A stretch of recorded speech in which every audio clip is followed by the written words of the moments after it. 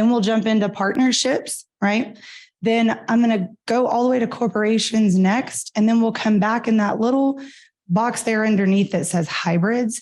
Those are hybrids of, they have some characteristics of partnerships, some characteristics of corporations. And so we call those hybrids. Okay. So we're going to come back to those just so that, because it's hard to teach you a hybrid if you don't know what it's a hybrid of. Okay. So are we not good? I had to unmute it for the Zoom call. Oh, I didn't know we were on Zoom too.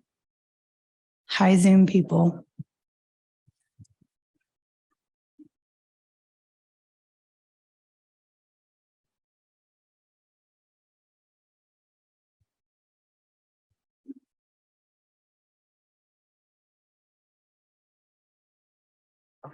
Good now. Perfect. Okay. So I not only put this slide in here because I'm kind of a big picture person. Like, I'd like to know where I'm going. Right. So this is where we're going to go for the rest of the talk today. And I can talk for a long time. We have till 1, right? Is that okay? I'll watch the clock so I don't keep y'all past. Okay. So starting with a sole proprietorship. It's exactly what it says, right? Use the word sole to help you know it's a sole owner. So I often do a group project in my class, and I've had students try to tell me, we are going to start this business as a sole proprietorship. And I'm like, no, you're not, right? That's the first notes on their project. So a business owned and operated by one person. Now, the thing to know about this is it's basically an extension of yourself. It's not like when you start an LLC or a corporation and we're forming a separate legal entity. Okay. Sole proprietorship is basically an extension of yourself. So when you die, your sole proprietorship dies with you. Okay. So the biggest disadvantage, and we're going to see this in a few different business organizations. So I've put the whole definition here for you, but the biggest disadvantage of sole proprietorships is unlimited liability. Okay. So if you start a sole proprietorship, and a lot of people, and notice it says it's by far the most popular form of business organization in the United States today because it's the easiest, right? So some people are like, I'm just going to get my business name, set that up, get my tax ID number, and I'm just going to start making money, which is fine if, and I tell my students, like, if some of them have like tutoring businesses, right? Where they're going to go to the library and tutor some friends or go to Starbucks or wherever. There's not a whole lot of liability potential there because you don't have a brick and mortar building. No one's coming onto your property. You're not cooking food where someone could have an allergic reaction, So I tell them a sole proprietorship is probably all you need, okay, in some situations. People who maybe like a cleaning business, if you're going into other people's homes, so they're not coming into any type of your property, there's not a whole lot of liability potential there, right? So maybe just a sole proprietorship is all you need. But the main thing you got to think about is the unlimited liability, because that is your legal exposure, okay? It can, if you are sued and all you have is the sole proprietorship, I hope you have really good insurance. Okay. So I'll tell you, we're going to kind of talk about people that you need in your back pocket if you start a business. One of them is a commercial insurance agent. Notice I said commercial. Don't go to your BFF who sells like residential or car insurance. Like, make sure it's a person who sells commercial insurance, because they will ask you the right questions to make sure you're covered correctly. Okay. So, because if not, if they sue you and you have a sole proprietorship and you don't have good commercial insurance, all of your personal assets are at risk. Your personal bank account, your vacation home in Ruidoso, like whatever it is, right? So that's why that's a huge disadvantage. Now, when I was a sophomore at Texas Tech, I was an RA. Now I think they call them CAs, but I was an RA in Chitwood, one of the high-rise dorms. And my housing and dining was paid for because I was an RA, but I wanted to make some extra money. And so I started a sole proprietorship as a student my sophomore year, and I had to figure it out myself. So that's why I kind of made this list here for you. If you want to start a sole proprietorship, it's super simple. Okay. You just choose your business name. You can go to the Texas State Comptroller's website, make sure you're not stealing anybody's business name, because you don't want to get sued for doing that. Right. And then file an assumed business name with the Lubbock County Clerk. And if you've been in Lubbock long enough, you probably know where that's at, but it's at the courthouse on the second floor. Just take the elevator to the second floor, and it's when you walk out, it's right there on the right. And they have different windows in there. And one of them literally says assumed names. So you would just file that there. And then if you need any licenses, permits, zoning clearance, whatever that might look like for whatever type of business, and I'm sure the Innovation Hub could help you out with all of those things. But then the next step is just to get your tax ID number. And if you Google that, be very careful. I've had clients come back to me, like I've set up their LLC, or even because I do a lot of probate and guardianship work at my law firm. And so they'll have to get a tax ID number for the estate, for like the probate estate or the guardianship estate.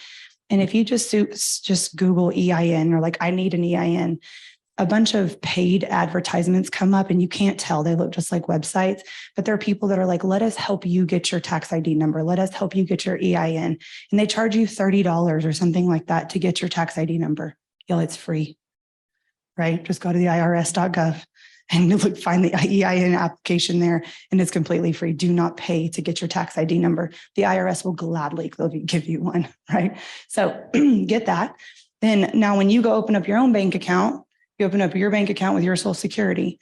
My advice always, even with the sole proprietorship, is get your tax ID number, because you're going to open up your business bank account in your business name with your business tax ID number, not with your social, right? To always try to keep business and personal funds separate. It's more important when you have limited liability, okay? But I would always keep it separate. Because if you ever decide, like let's say you have a sole proprietorship and you decide to convert to like an LLC or something, if your funds are already separate, it just makes that easier. What's your question? Just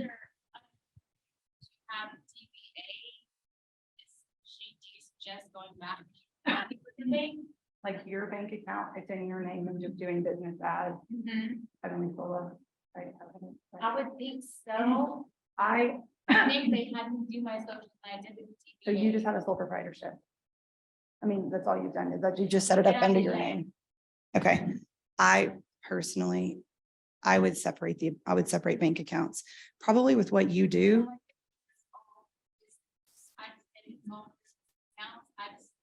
It's just under your name. But you have a separate, so it's in your name doing business as Heavenly Sola. That's a separate account compared to like your money, like y'all's bills and y'all's stuff. Okay. That's probably okay for what you do. Just have good commercial insurance, right? I mean, because you're mainly I know her. You're mainly at the farmer's market or in your little shop, right? If somebody, you have not much space. If somebody were to like slip and fall and break their leg in your shop, which is probably not going to happen, you just want to make sure you're covered if somebody were to sue you. But probably a sole proprietorship is good. Y'all, I had a lady sitting in my office probably 3 years ago now. And I'm not going to say what little town, but there's a little town outside of Lubbock, because they would probably tell you that she had a little sandwich, soup, coffee, tea shop, salads, that kind of thing on the square of the county, like right across from the county courthouse. She was there and we were talking about, I was doing her mom's estate planning, but while her mom had to go to the restroom, I was like, so tell me about your business. Being a business law professor, I always kind of ask questions. And I was like, tell me about your restaurant. And so she's telling me all about it. And I was like, well, how do you have it set up? And she's like, oh, I'm just a sole proprietorship. And I was like, that's it?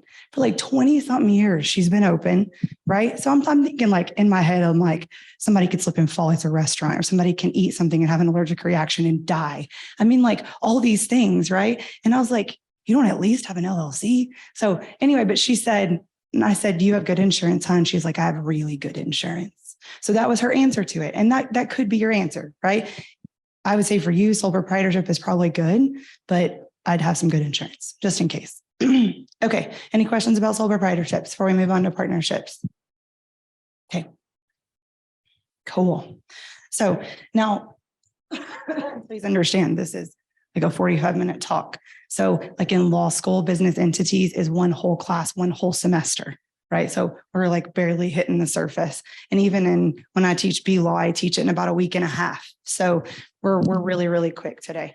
But I want to point out, so we have 3 different types of partnerships here that we're going to talk about.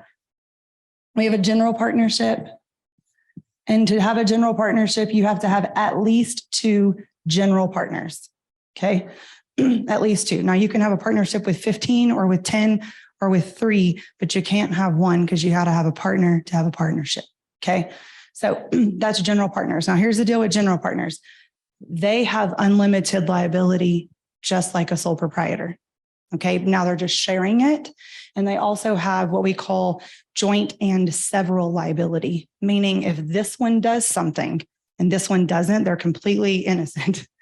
If the partnership gets sued, the partnership, this person and this person are all liable. Okay. So it doesn't matter whose fault it was if y'all are general partners. So then the next one is a limited partnership. And this is usually when you have some type of investor situation, because you have a general partner. You have to have at least one general partner and at least one limited partner. Okay. Now, what does that mean? The general partner here looks like this in the fact that they can control, manage, and run the business, but they also have unlimited liability. Okay. Your limited partner, when I said it's usually an investor situation, is when somebody wants to invest money or give you money to help start. So they have limited liability. Like, let's say, I don't know, your brother or sister or somebody wants to help you start up your new business. So they give you $20,000. So they have limited liability to that $20,000. If the limited partnership is sued, you have unlimited liability. They might not ever see that $20,000 again, but none of their personal assets are at risk.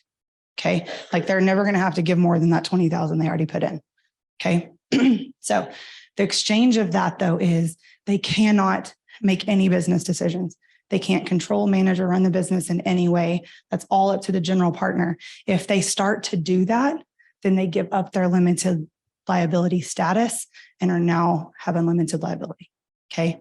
So now this last one, I don't know if that's going to apply to anybody, but I'm going to go ahead and make sure y'all know about it in case y'all ever see it.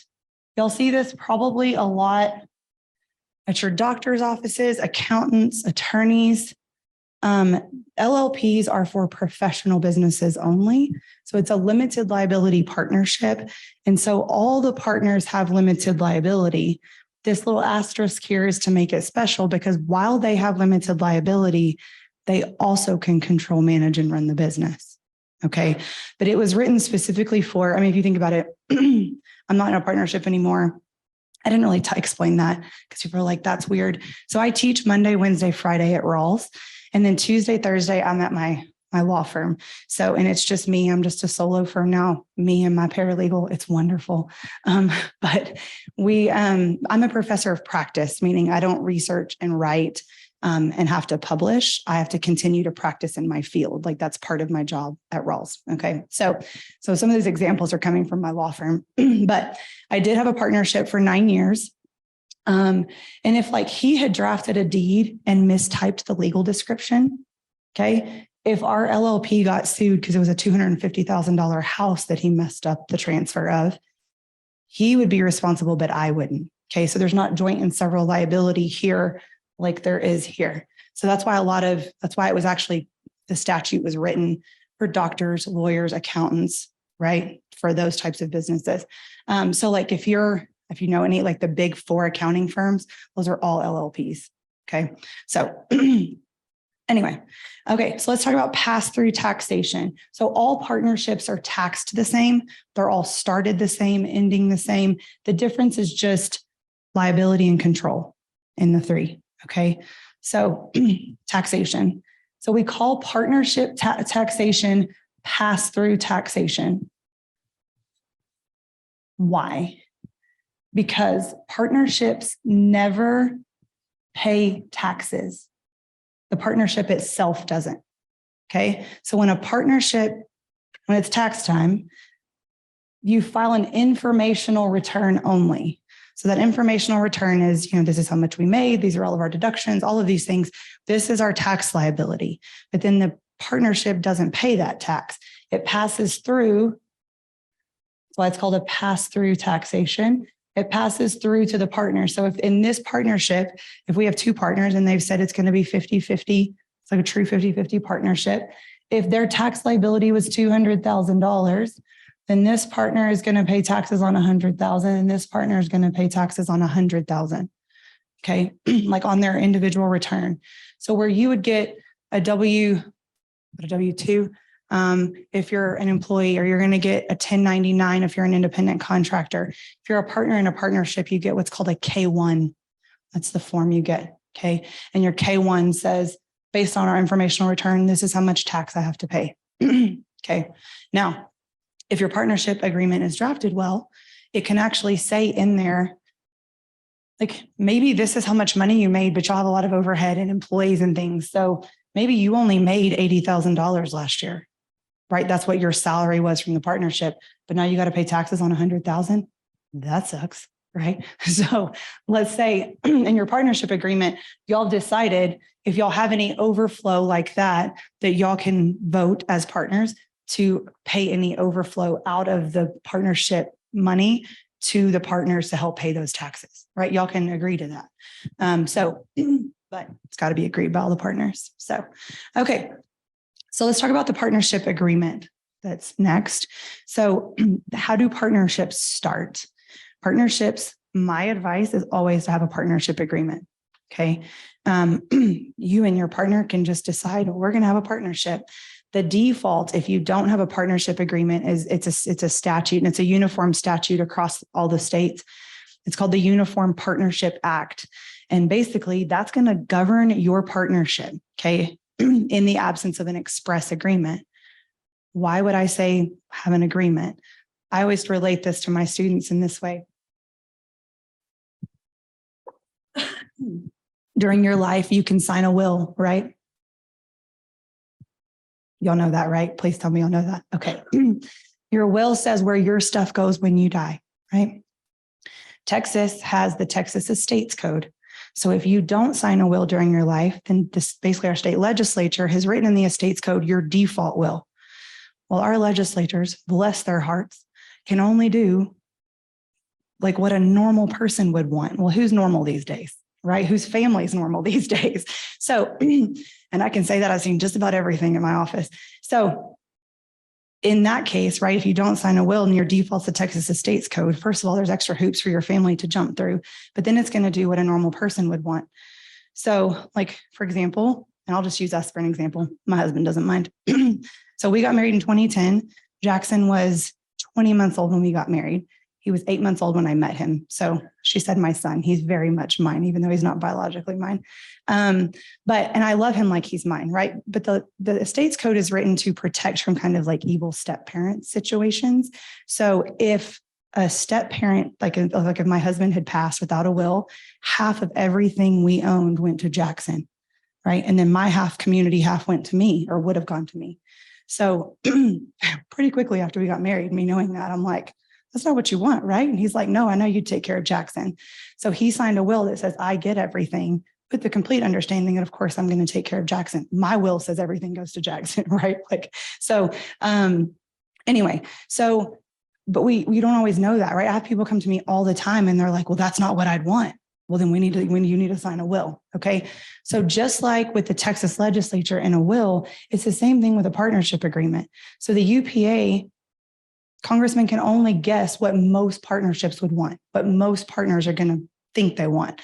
And so it's very generic. It's not specified to you, your business, your partner, right? And so it might not be what y'all want. And so my advice is to sit down when you want to start. And I always tell people, some people are like, well, I don't have the money for a lawyer, so we'll do it eventually, right? Don't do it eventually. You'll never do it, first of all. Second, you want to do it in the honeymoon phase of a business, right? When everybody, like everything's promising and everything's great and everybody's excited about what all of the potential and the dreams, and it's all sunshine and rainbows, right?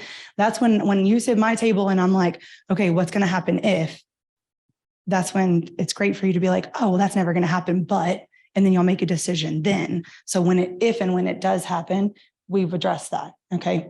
So, partner, like what's going to be in there? And I kind of just gave you all like a broad spectrum. So how profits and losses are shared, because it doesn't have to be the same, right? If somebody's going to be working more at the partnership than the other, maybe somebody has a full-time job and they're just going to be doing some stuff. Maybe you'll share profits and losses differently. I mean, not 50-50, but also pay attention. It can be different between profits and losses. My little brother was going to start a business with somebody, long story short. He sent me over the partnership agreement. I looked at it. I called him. I said, have you read this?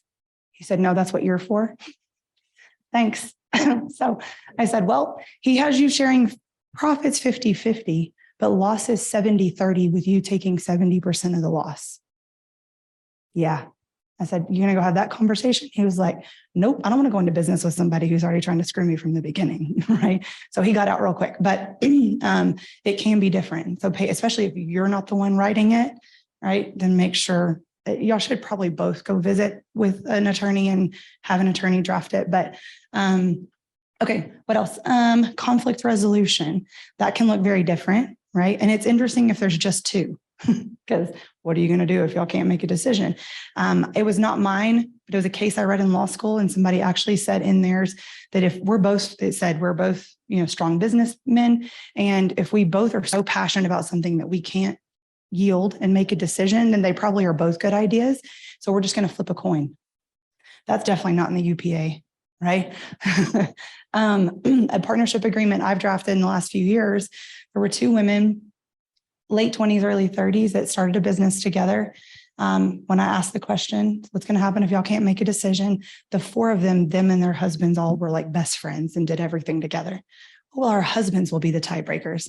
I said, okay, so when your husband sides with you and your husband sides with you, if they want to stay happily married, right, that's what they're going to do.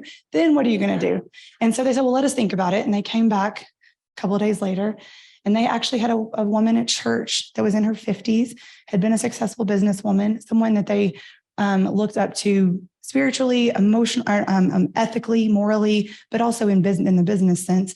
And they said, if we can't make a decision and our husbands can't help us make a decision, then we will go to her. We will both kind of plead our case and she will be the tiebreaker.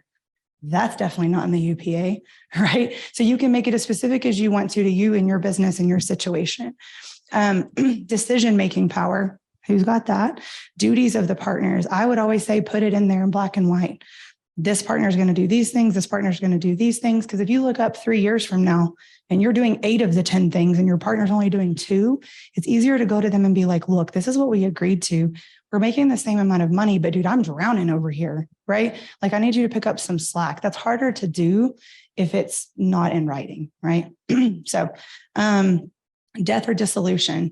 If y'all decide to dissolve the partnership, what does that look like? If somebody wants out and you're going to have somebody buy in, what does that look like?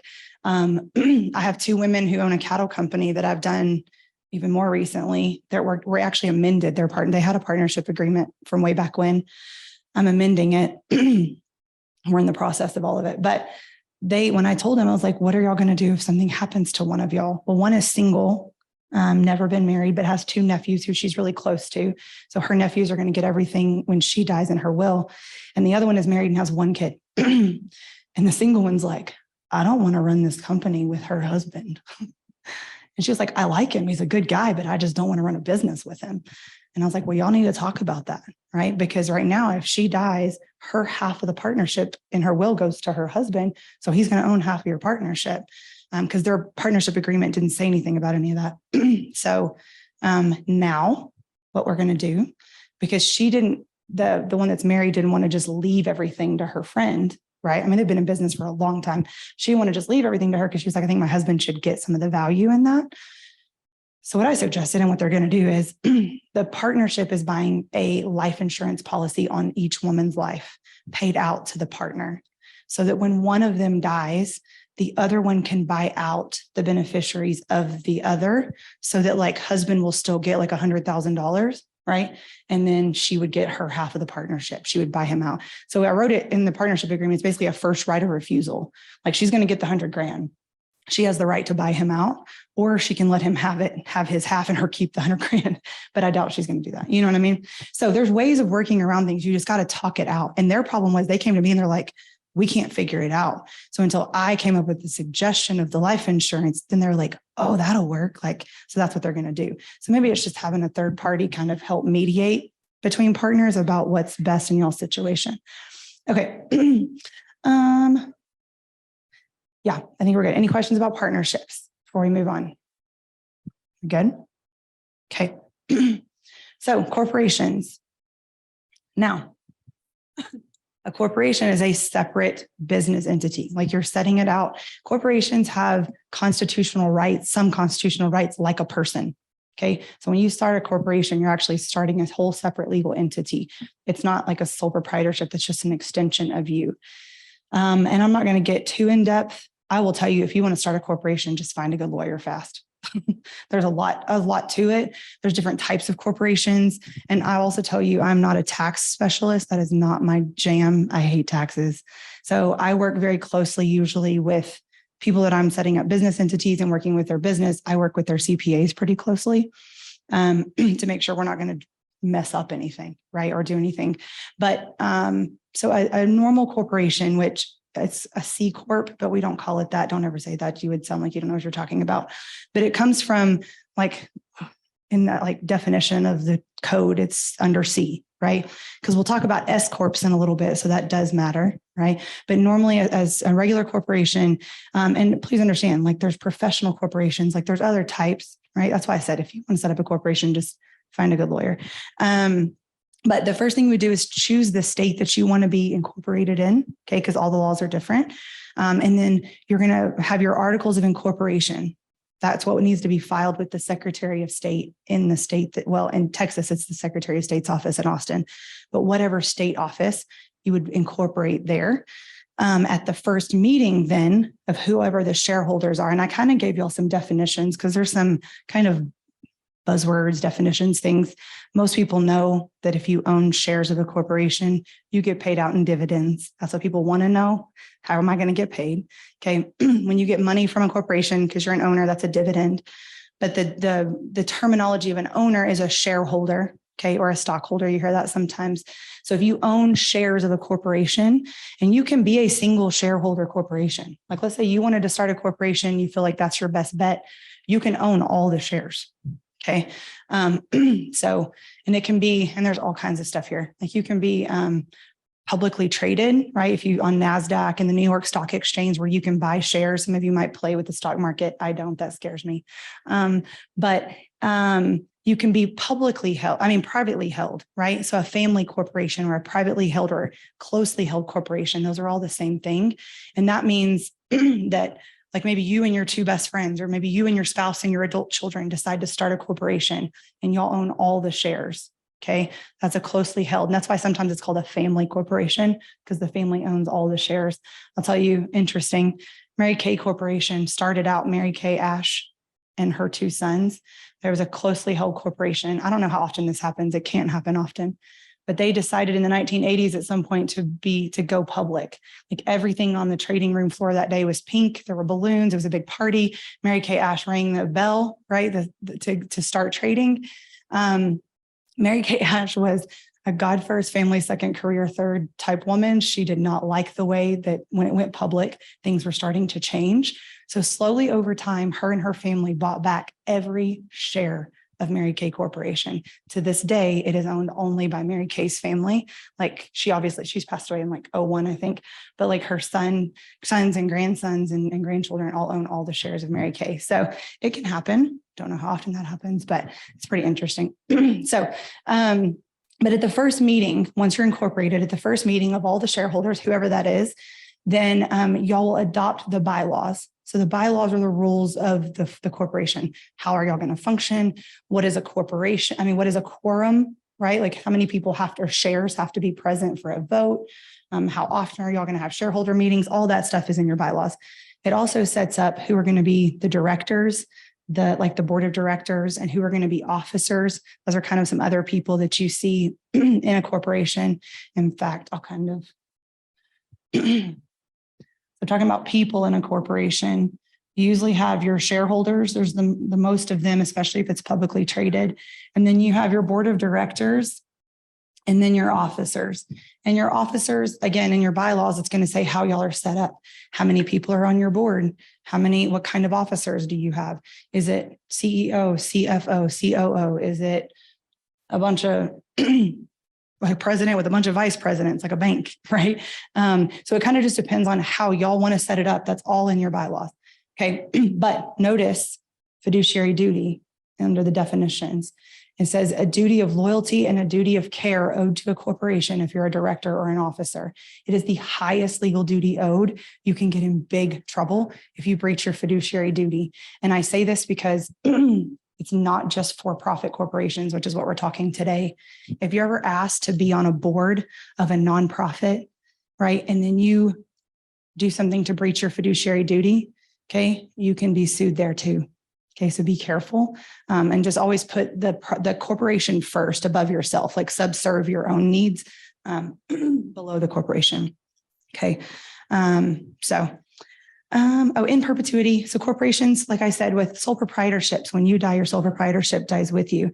But a corporation, can you imagine if Dr. Pepper Corporation died because the sole share or the majority shareholder died?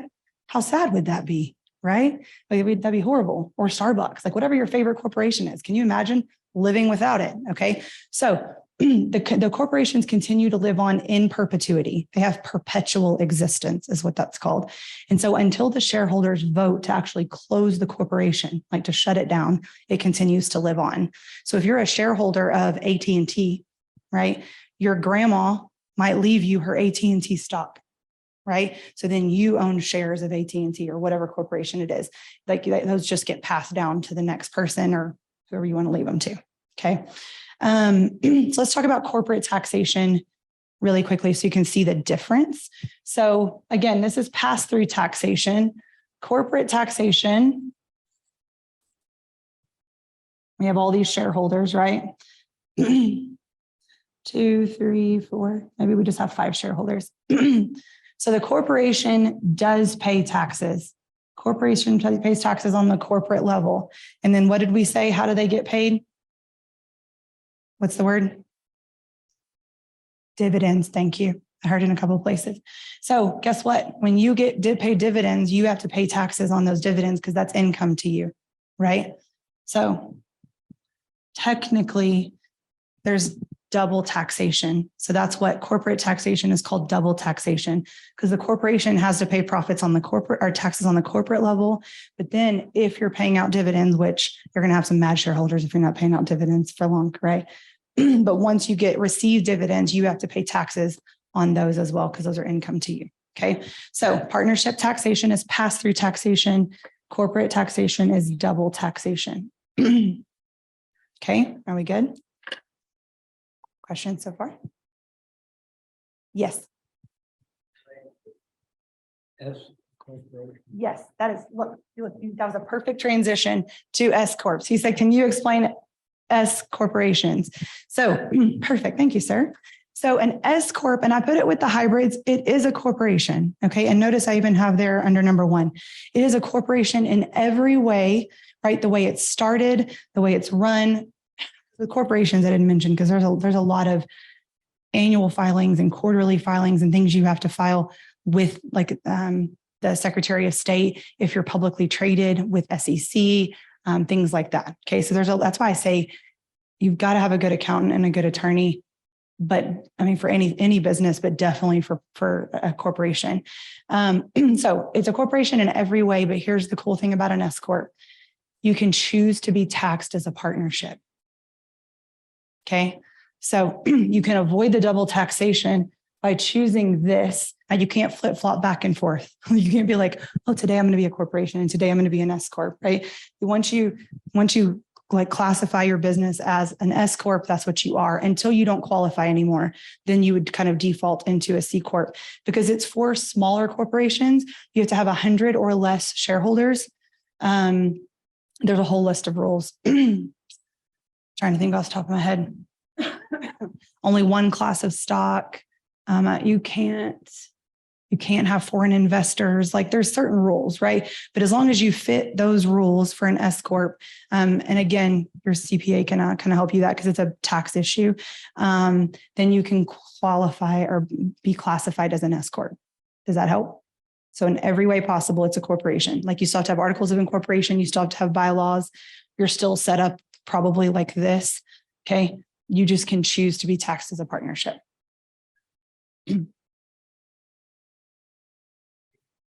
That's it. That's the only difference. Any Start out as a corporation.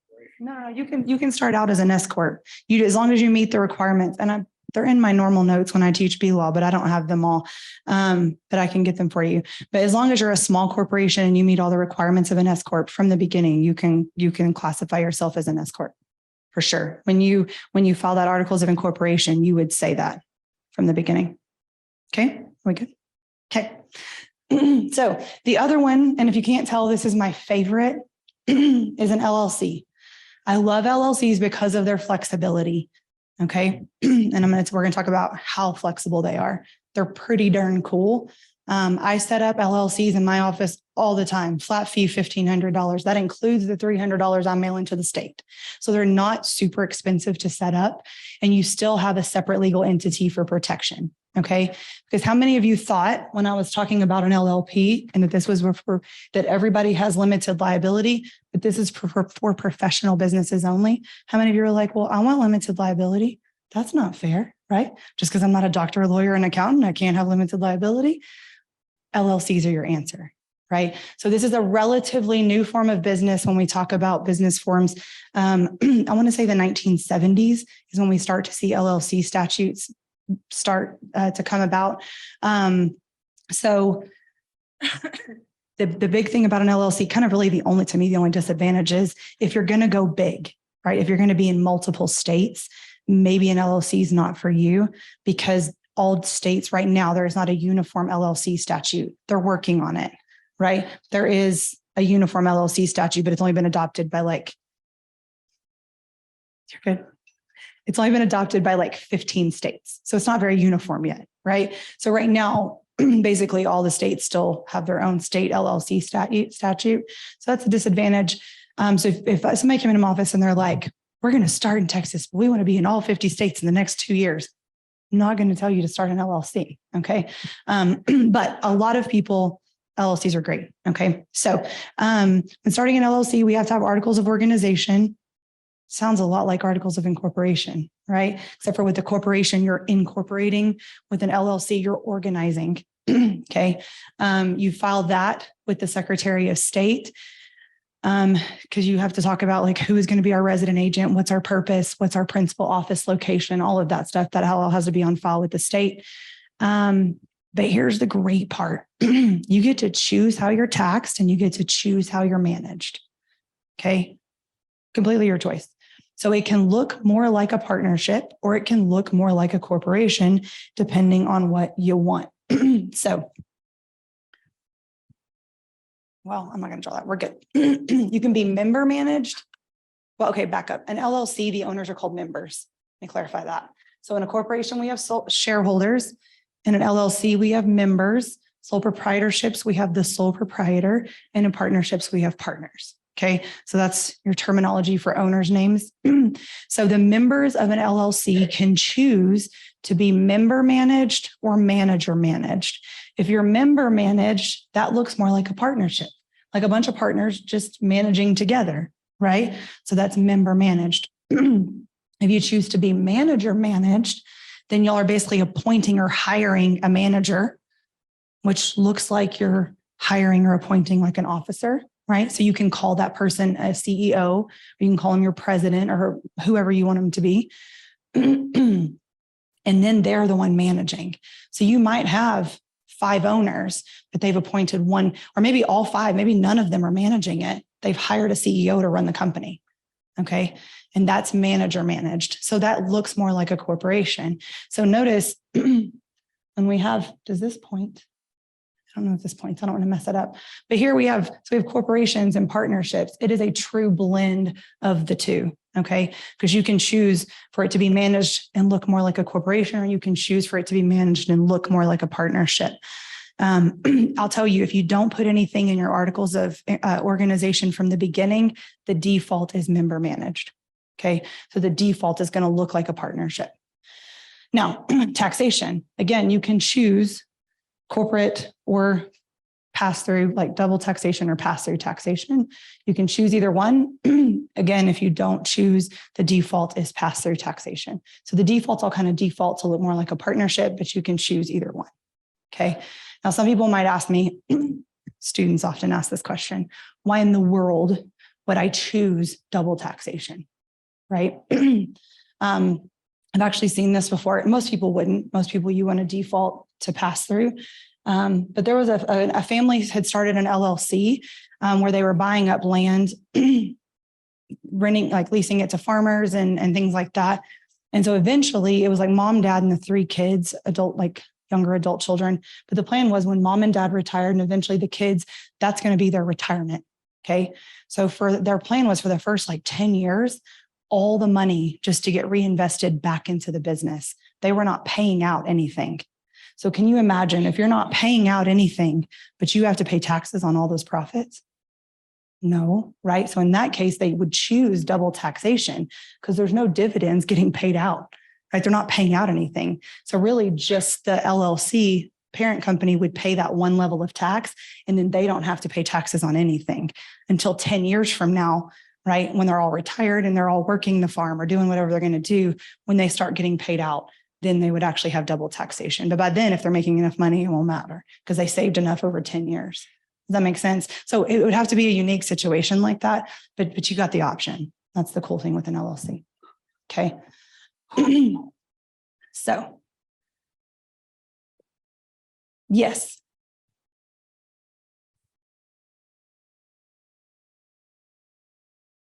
Well, so S Corp taxation is partnership taxation. So by going with an LLC, you can choose the partnership taxation. That's the same type of taxation. So an S Corp is a type of corporation. An LLC is a separate type of business, but they both can be taxed the same. An LLC is pass-through. You can choose pass-through taxation, and an S Corp is pass-through taxation. Okay, so they're the same. But no, you're good. There's a lot.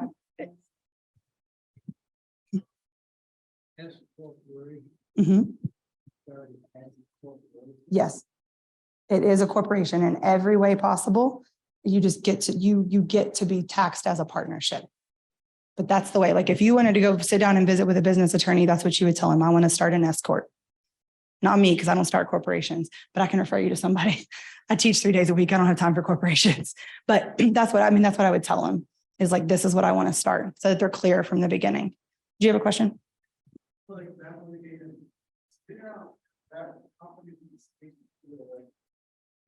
To pass through taxation? That's a CPA question. I know you can't flip back and forth. I know you cannot just like 1 year do this, 1 year do that, right? You can't go back and forth.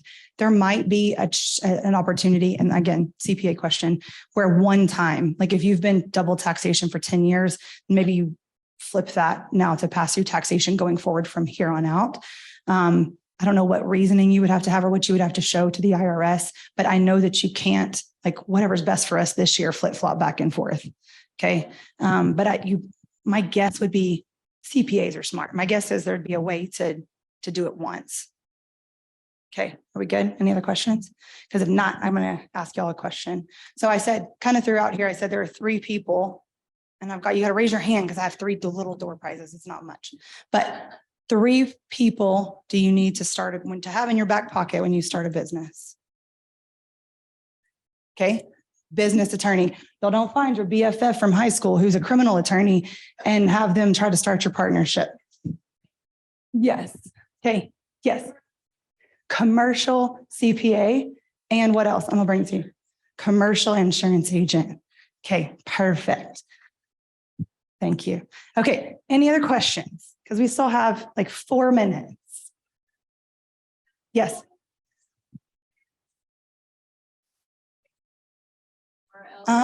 For you, honestly, I don't know if I'd ever go to a corporation, probably just an LLC. And it just, to me, it's just whenever it makes sense to you financially. Like as I said, I mean, it's about $1,500 to start.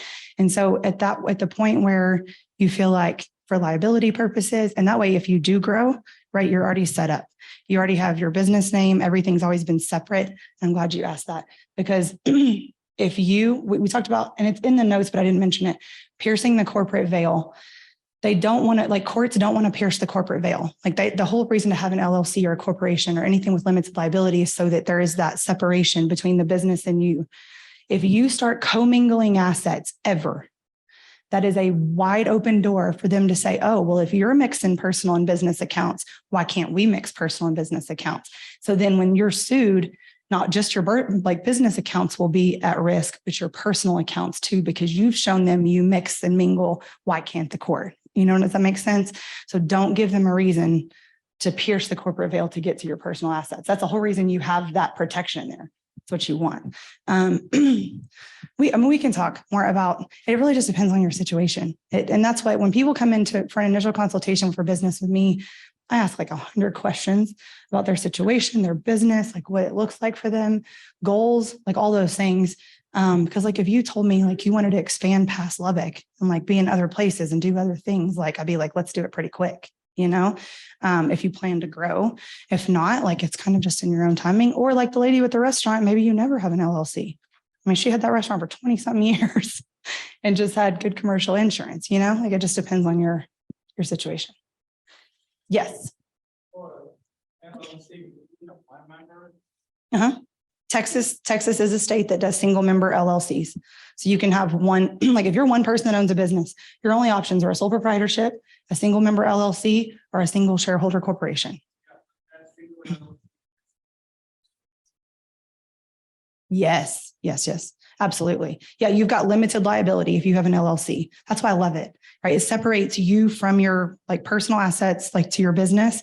So if you're ever sued, your personal assets are not at risk.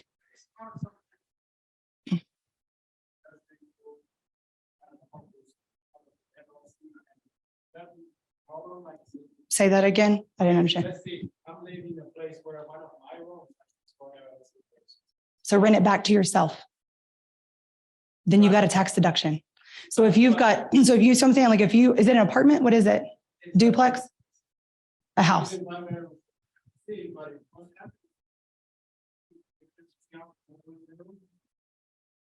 Are they gonna what? Tax you for your one bedroom? She's in Alpha. Because if I understand is that for LLC, you get a protection at corporation, right? Right. No, so you're living in your home and it's your homestead, right? You're just using one bedroom for your LLC office. So you use that as a tax deduction, but that doesn't change your liability. If I were you, I would have your LLC pay yourself rent monthly for that use of that office. So then it is papered up that my business pays myself. Like right now, it was cheaper for me and my solo law firm for mine and Bryant, my husband's cell phone account. I just added another cell phone for the office. Like my office phone's a cell phone, but I pay myself, it's like $60 a month from my law firm pays myself $60 a month for that cell phone. First of all, because then I'm getting the tax deduction for $60, but also then it shows I myself am not paying for my law firm's cell phone bill every month. I don't want that.